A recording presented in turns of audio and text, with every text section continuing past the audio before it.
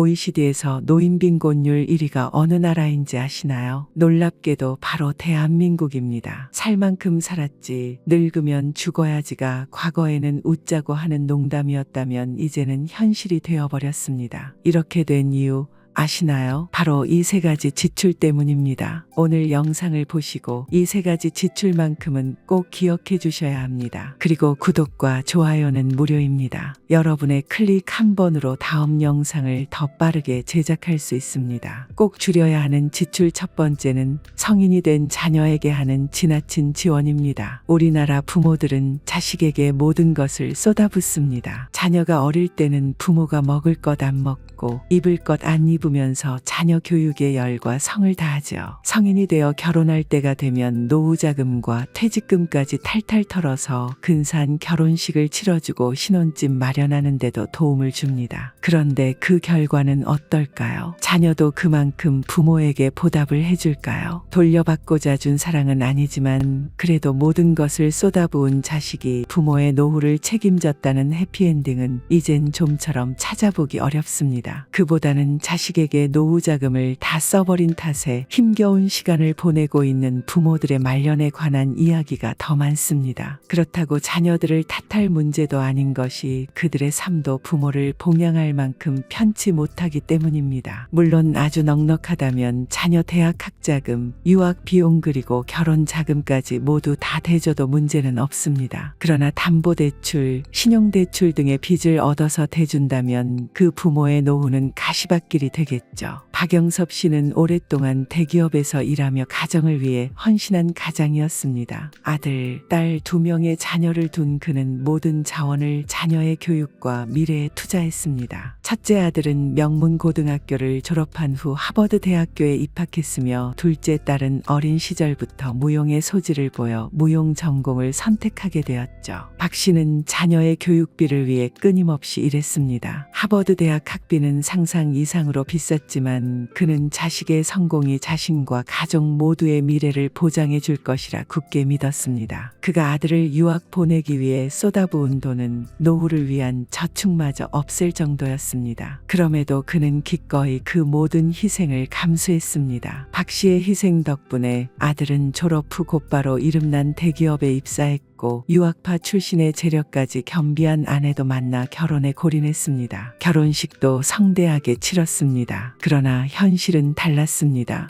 아들과 며느리는 점점 부모님과의 연락을 끊기 시작했고 박 씨는 손주 얼굴조차 보기 어려운 상황에 처하게 되었습니다. 경제적으로 여유로울 것이라 기대했던 그는 자녀들에게 용돈을 기대했지만 오히려 그들은 돈을 아끼는 듯한 태도를 보였습니다. 결국 박 씨는 노후 준비가 전혀 되어 있지 않은 상태에서 홀로 남게 되었습니다. 이제 누군가 그에게 자녀에 대해서 물으면 그는 자식이 없다고 말합니다. 결국 자식이 부모의 노후를 책임지지 못할 것이라면 처음부터 박 씨는 자식보다 본인의 노후를 우선시해야 했습니다. 이제는 부모들도 생각에 전환이 필요합니다. 이 이야기를 들으면 많은 분들이 공감을 하시면서도 여전히 자식들에게 투자하고 뒷바라지를 하는 것이 여전한 대한민국의 현실입니다. 하지만 30년, 아니 40년이 될지도 모르는 나의 노후를 위해서는 자식보다는 본인을 챙겨야 할 시대가 왔습니다. 본인이 감당하지 못하는 선에서의 지원은 결국 본인은 물론 자식까지 불행해지는 지름길이기 때문입니다. 두 번째 줄여야 하는 지출은 경조사비입니다. 여러분은 한 달에 경조사비를 얼마나 지출하고 계신가요? 그 금액이 커지며 점점 부담스럽기도 하고 나중에 내가 다 돌려받을 수 있을지 걱정은 안 되시나요? 자영업을 하다가 은퇴를 하고 노후를 보내고 있는 김영기 씨는 여든을 바라보는 나이에도 소중히 여기며 고이고이 간직해온 특별한 장부가 있습니다. 그 장부에는 손수 챙긴 가까운 친인척과 친구,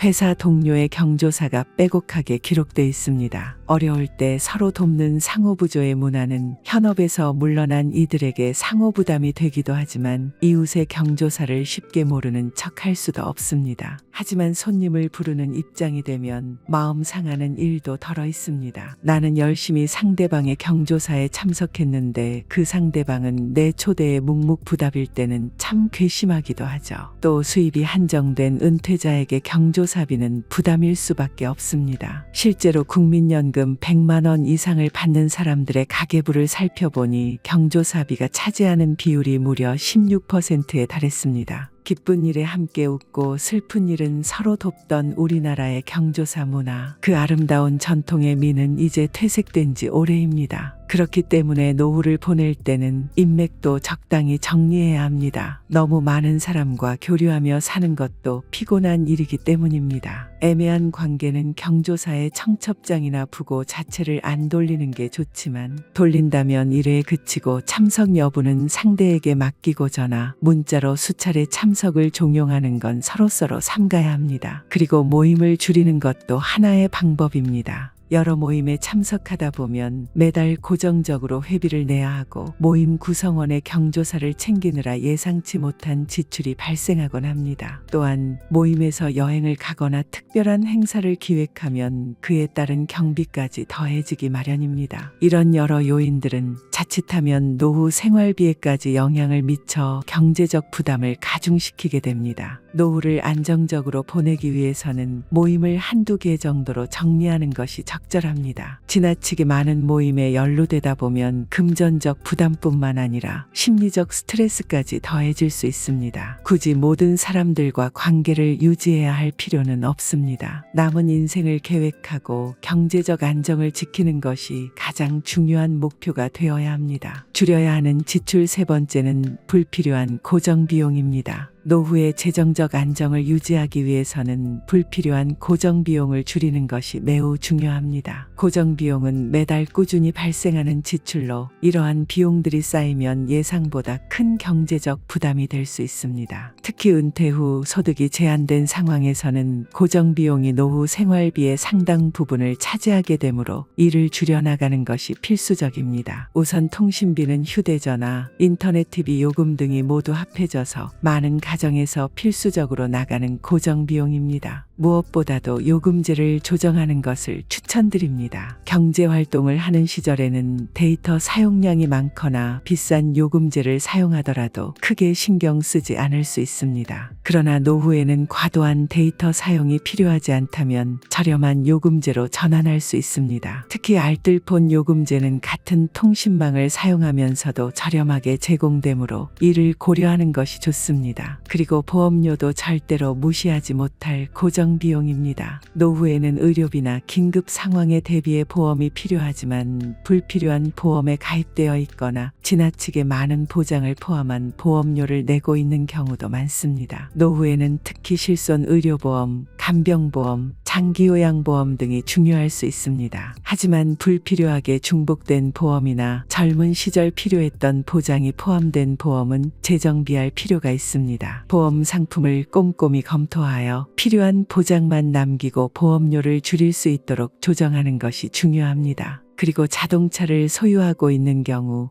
운행 빈도가 줄어들었다면 보험도 이에 맞춰 조정할 수 있습니다. 보험료 할인이 가능한 조건들을 살펴보고 실제 운전 상황에 맞는 보험으로 변경하는 것이 좋습니다. 고정비용은 눈에 잘 띄지 않지만 매달 꾸준히 나가는 지출이기 때문에 장기적으로 큰 부담을 줄 수 있습니다. 따라서 노후 생활을 보다 안정적이고 경제적으로 유지하려면 이러한 고정비용을 면밀히 검토하고 줄여나가는 것이 필수적입니다. 자녀의 미래를 위해 또는 자신의 여유로운 삶을 위해 현재 당장은 큰 문제가 없어 보일 수 있는 지출들이 결국 노후에 큰 부담이 될 수 있습니다. 평생을 열심히 살아온 만큼 우리 모두 노후에는 더 나은 삶을 누릴 자격이 있습니다. 이를 위해선 미리 준비하고 꼭 필요한 부분에만 현명하게 돈을 쓰는 것이 중요합니다. 오늘 나눈 이야기들이 여러분의 노후 계획에 조금이라도 도움이 되었길 바랍니다. 지출을 줄이고 안정된 노후를 위한 준비를 지금부터 시작해보세요. 작은 변화가 큰 절약으로 이어질 수 있으며 이를 통해 여유로운 노후 생활을 만들어갈 수 있습니다. 오늘 영상이 유익하셨다면 좋아요와 구독 부탁드립니다. 다음에도 도움되는 영상으로 찾아뵙겠습니다. 감사합니다.